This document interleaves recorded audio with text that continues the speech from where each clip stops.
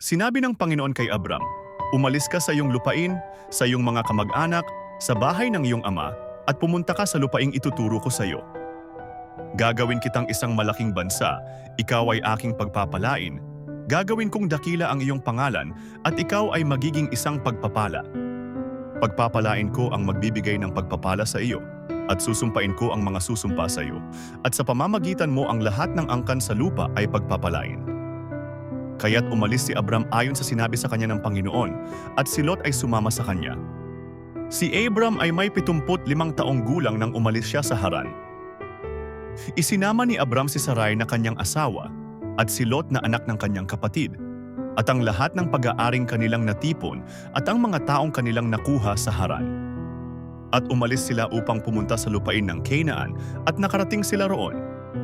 Dumaan sa lupain si Abram hanggang sa lugar ng Shechem, sa punong ensina ng More. Noon, ang mga Kananeo ay nasa lupaing iyon.